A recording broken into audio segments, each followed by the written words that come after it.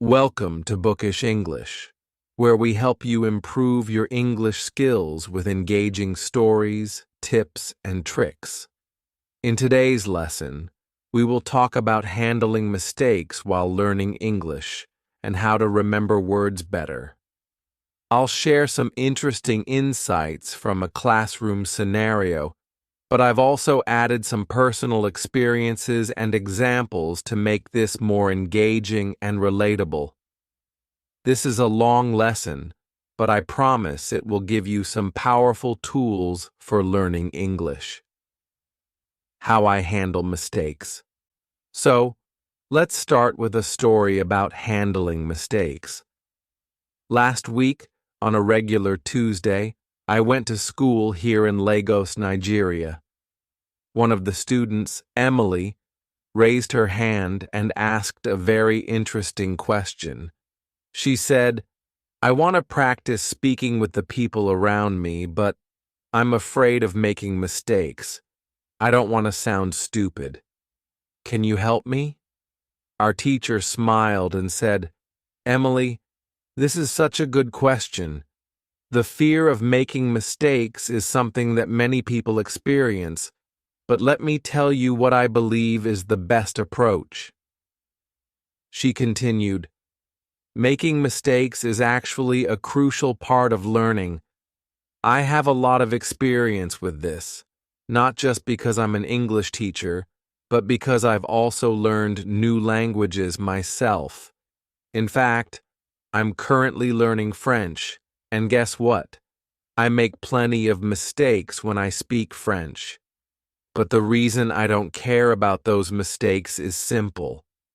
When I was learning my native language, I didn't care about mistakes either." The room was silent as everyone listened. "Think about it," she said. "When you were a child learning to speak your first language, did you worry about making mistakes? You just focused on expressing your thoughts, and with time, you got better. That's the same approach you should take when learning English or any other language. Focus on communicating your ideas, not on being perfect." She paused for a moment to let this sink in. Here's another example. When I practice speaking French, my main goal is to make sure that I express my thoughts, even if I make mistakes. I know that with practice, I'll get better. The same goes for you when learning English. Every time you speak, read, or do a shadowing exercise, your English will improve. This idea made a lot of sense to us. It's the same approach that works for many people. In fact, it's like learning how to play an instrument. When you start playing the guitar, for example, it sounds bad at first. You make mistakes, hit the wrong strings, and struggle with the chords. But you don't give up, right? Over time, as you practice, you start playing better. The same thing happens with English. You can't avoid mistakes at the beginning, but those mistakes help you learn and grow. Overcoming the fear of mistakes. Our teacher then added something that really stuck with me. "You should have the same attitude as a 2-year-old child," she said. "Children at that age make plenty of mistakes when they speak, but they don't care. They just keep trying. And by the time they're 3 or 4, they make fewer mistakes and can communicate very well. Around 2,000 words. So it's completely normal to make mistakes from time to time," she said. "Mistakes are not something to be afraid of. They are part of the learning process. Nobody becomes perfect overnight. Even native speakers make mistakes. Think about public figures like politicians or business leaders. When they speak on television or in front of large audiences, they sometimes make mistakes too. But do they stop speaking? Number. because they care more about sharing their ideas than worrying about making small errors. That's exactly how you should approach your English learning journey. Don't aim for perfection right away. Instead, focus on progress. Every mistake you make is a step toward getting better. How I remember words. The next day on Wednesday, I went to class again. This time, another student, named Ryan, had a question. He said, "I've started reading more, and I feel like it's helping with my grammar, but I'm having trouble remembering new words. I look them up in the dictionary, but sometimes, when I see the same word again, I forget its meaning. Can you help me?" Our teacher nodded and said, "Ryan, that's a common problem, and it's completely normal. When we learn new words, our brain needs to go through several stages before we can remember them well." She explained that there are 5 phases when learning new words. 1. Phase 1. This is when you see or hear a new word for the first time. You don't know its meaning, so you look it up in the dictionary. Second phase 2. You see the word again, but you still don't remember its meaning clearly. You look it up again. Third phase 3. The next time you see the word, you have an idea of what it might mean. You might recognize it as a verb or noun, but you're not 100% sure. Fourth phase. 4. At this point, you know the meaning of the word when you see it, but you can't yet use it in conversation. This is called passive vocabulary. Phase 5. Finally, you reach the stage where you can actively use the word when you speak. It becomes part of your active vocabulary. Ryan seemed relieved to hear this. "So, it's okay if I don't remember a word right away?" he asked. "Absolutely," our teacher replied. "It's all part of the process. You need to see or hear the word several times before it becomes a part of your everyday vocabulary. Don't feel bad if you have to look it up multiple times. Each time you do, you're getting closer to mastering it." How I improve my listening. On Thursday, we had another great discussion in class. One of the students, Lily, asked a question about improving her listening skills. She said, "I can read and write in English, but I struggle to understand people when they speak quickly. How can I improve my listening?" Our teacher smiled and said, "Lily, improving your listening skills is key to becoming fluent. Listening is a big part of communication because if you don't understand what others are saying, it's hard to respond." She explained that there are a lot of resources available online, such as podcasts, audiobooks, and English movies. But she said, it's important to choose the right materials. When you listen to something in English, make sure you understand at least 95% of the words. If there are too many new words, it's better to read the transcript first, so you can familiarize yourself with the vocabulary. She also gave some great advice. When you listen, don't focus on learning new words. The goal of listening is to understand the message. As you listen to more and more content at your level, your listening skills will naturally improve. You'll start to pick up on common phrases, sentence structures, and the rhythm of the language. Conclusion. In conclusion, learning English or any language is a journey full of mistakes, but those mistakes are your stepping stones to success. Whether you're learning how to handle mistakes, remember new words, or improve your listening skills, it all comes down to practice and patience. Remember, no one starts out perfect, but with each mistake, you're getting better. At Unlock English, we believe in the power of practice, and we're here to help you every step of the way. So keep speaking, reading, listening, and most importantly, keep making those mistakes. They are the key to your progress. How to improve your English listening skills with books, films, and motivation. Let me tell you about a few great ways to improve your English listening skills. These are methods I have personally tried, and they worked really well for me, so I highly recommend them to you. The first thing I suggest is reading books. Books are a fantastic way to start, especially if you're a beginner or even at an intermediate level. What's great is that you can choose books that match your current level of English. Step 1. Choose the right book for your level. Finding a book at your level is very important. For example, if you're just starting to learn English, you don't want to pick a book that's too difficult. It might frustrate you. But if you choose a book that you can mostly understand, you will enjoy it and learn new words along the way. Here's what you should do. First, read the book, then listen to the audio recording of that book.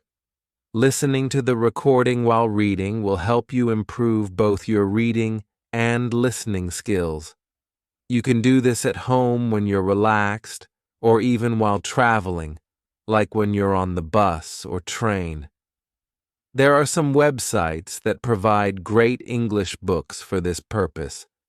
You can visit sites like greatenglishbooks.co.uk or learntoadbooks.com for access to interesting stories that also have recordings. These sites provide books in 3 different levels: beginner, intermediate, and advanced. This way, no matter your skill level, you can find something suitable. Step 2. Listen to the news in English. Another thing you can try is listening to the news in English. This can be really helpful because news stories often use everyday language, and you can hear how people really speak.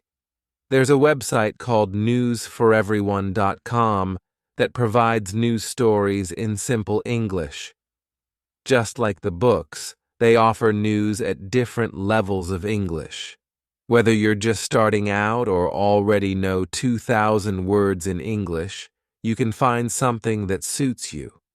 Listening to the news regularly will help you get used to the language and improve your comprehension over time.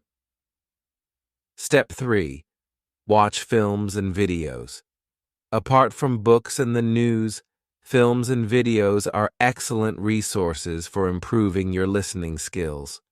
When you have learned around 2,000 words in English, you can start watching English films.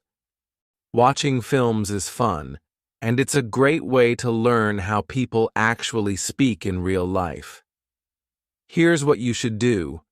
The first time you watch a film, turn on the subtitles.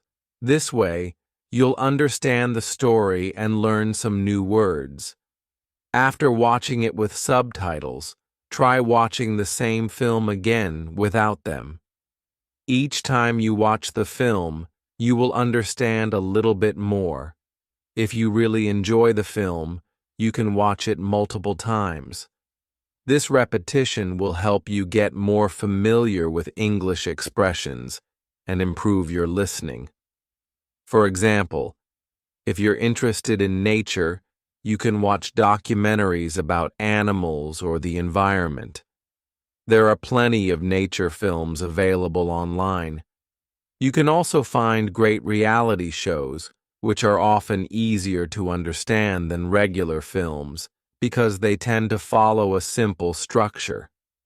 Watching something that interests you will make learning English much more enjoyable. Step 4. Spend 30 minutes a day listening. The more time you spend listening to English, the faster you'll improve. Try to listen for at least 30 minutes every day.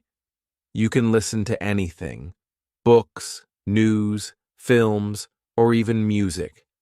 At first, it might feel difficult because you might not understand everything, but don't worry.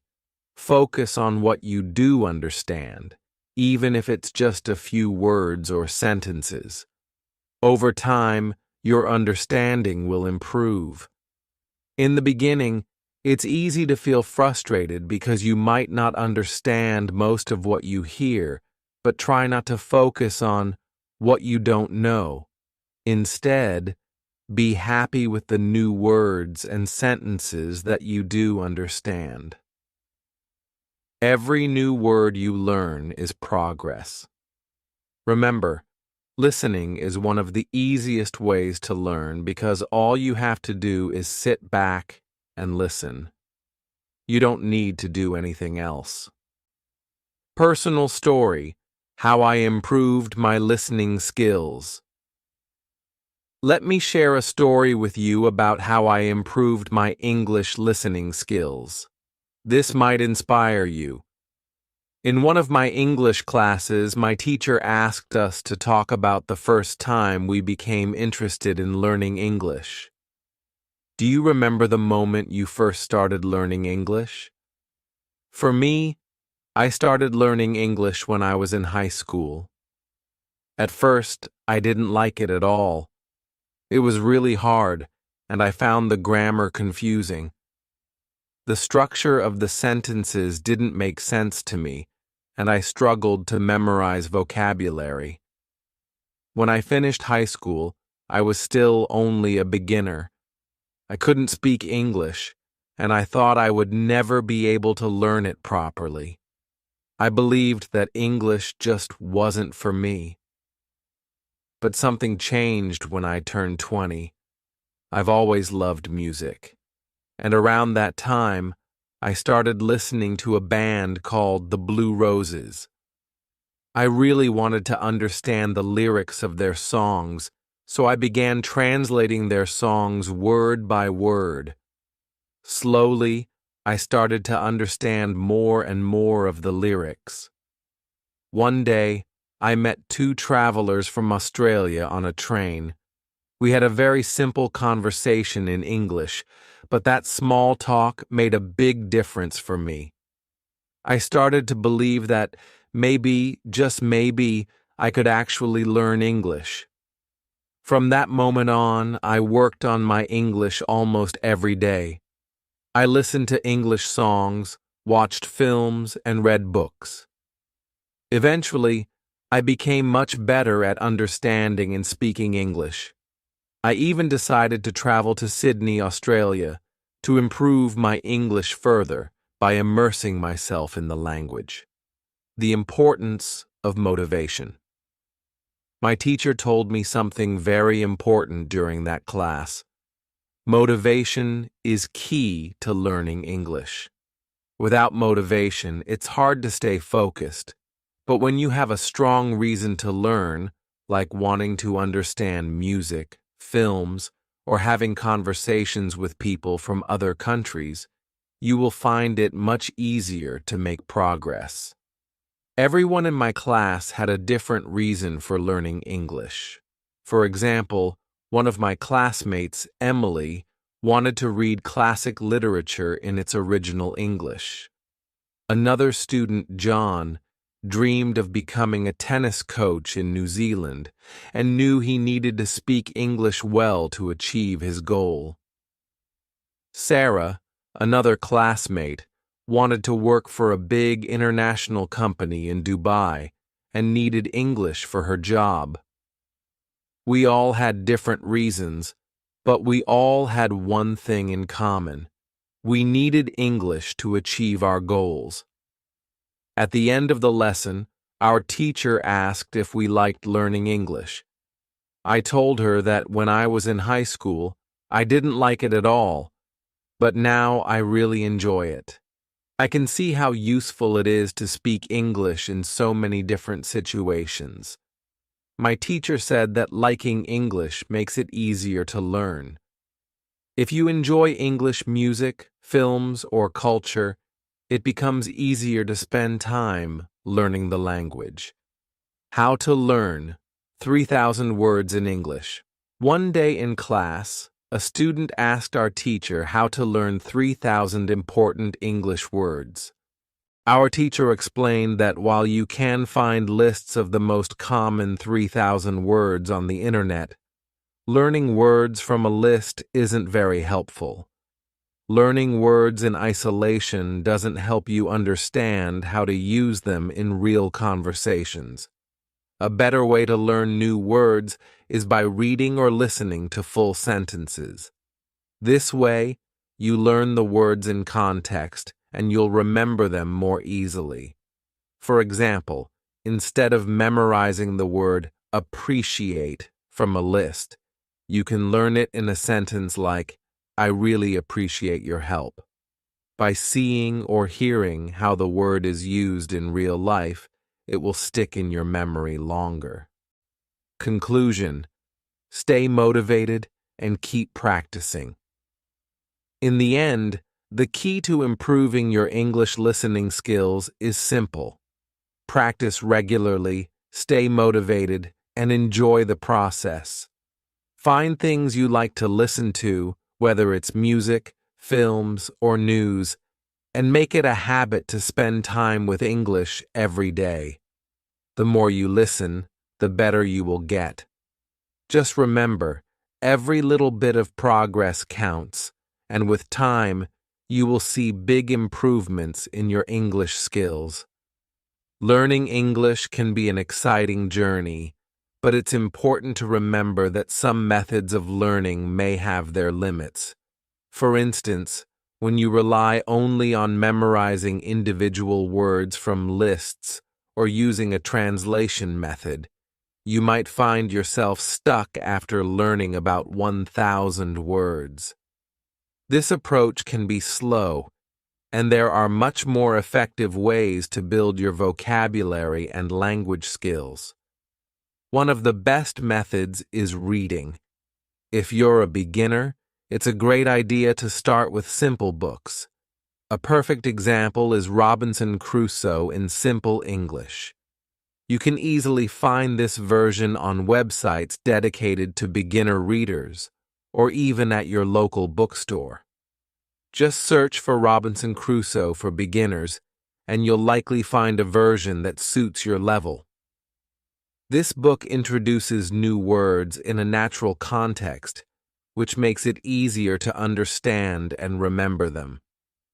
There's an interesting rule about language learning. Every important word for you will keep showing up in your life until you eventually learn it. This is very similar to how children learn their first language. When we are kids, we don't study from word lists. Instead, we hear and use the language in our daily lives. Words that are important to us, like milk, food, or play, come back again and again in conversation. Eventually, without even trying too hard, we understand and know these words. For example, think about the word Google. It's now a verb in many languages. No one learns this word from a vocabulary list, yet everyone seems to know what it means. The first time you heard the word Google, you probably didn't know what it meant, but as you heard it more often in different contexts, you began to understand it. Maybe someone said, "I'll Google it for you," or "You can find the answer on Google." After a while, the meaning became clear. This is a great example of how we naturally pick up new words when we use a language regularly. This method is much more effective than memorizing lists of words.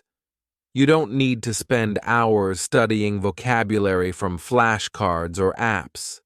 Instead, immerse yourself in English by reading interesting stories, watching videos, or having conversations. When you use the language frequently in your daily life, new words will naturally become a part of your vocabulary. A story about a student learning English while working in a café. Let me share a story about a student learning English while working in a café. This student, let's call her Emma, lived in a small town in Canada.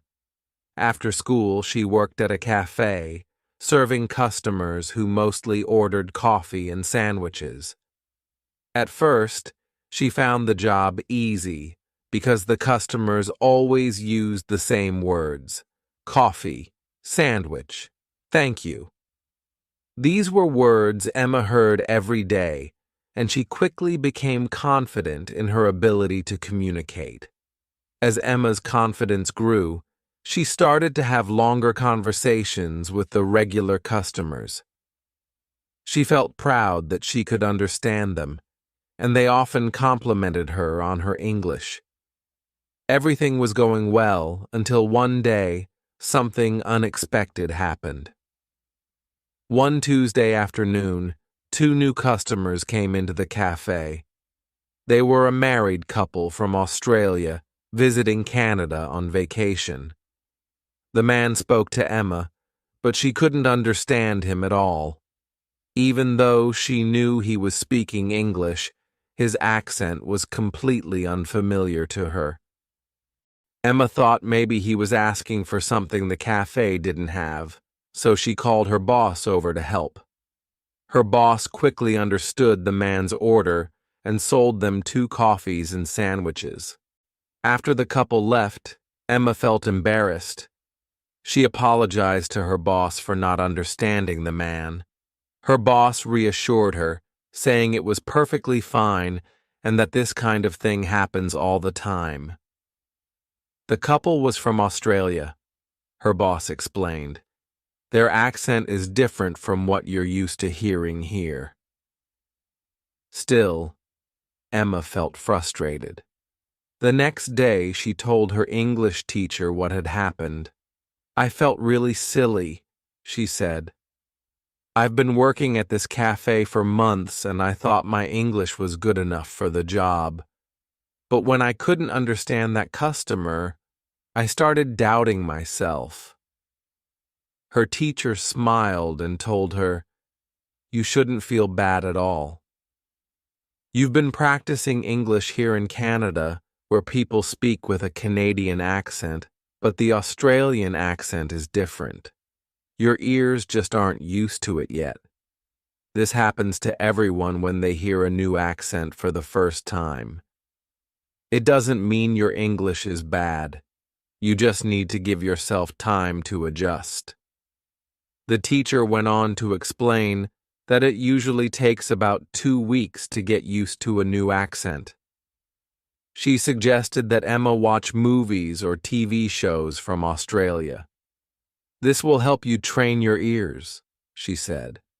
"Soon you'll be able to understand the Australian accent without any problems."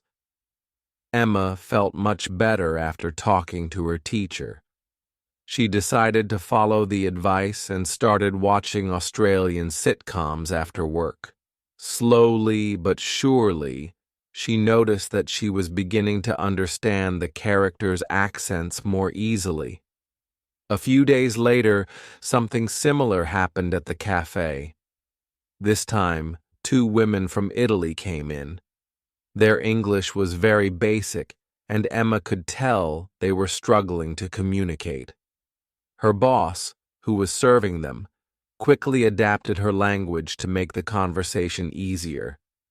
Instead of using long, complex sentences, she spoke in short phrases like 2 coffees and anything else. She even pointed to the items on the menu to help the women understand. Emma was impressed. After the customers left, she told her boss, "It was amazing how you changed your English so they could understand you." Her boss smiled and said, "It's important to make everyone feel comfortable no matter how well they speak English. If they feel like they can communicate here, they'll keep coming back." Emma realized that language is not just about speaking perfectly, it's about communication, making sure that both sides understand each other, no matter the level of fluency. She admired how her boss had adapted to the situation, and she decided to do the same in the future by listening more carefully, adapting her speech, and being patient. Emma became better at her job and more confident in her English skills. In the end, the key to learning English, or any language, is to use it as much as possible. Don't rely too much on word lists or flashcards. Instead, read books, watch movies, and have conversations with people. Each time you encounter a new word or a different accent, you're training your brain to understand more of the language. With enough practice, you'll keep improving. You'll soon find yourself becoming more fluent and confident, just like Emma. Thank you so much for watching this video. I hope you found it helpful and learned something new. Remember, practice makes perfect, and the more you immerse yourself in English, the better you'll get. If you enjoyed this story and want to keep improving your English with more tips, lessons, and stories like this, please hit the subscribe button and turn on notifications so you never miss a video. Also, don't forget to like the video and share it with your friends, family, or anyone else who wants to learn English. Together, we can help more people become confident English speakers.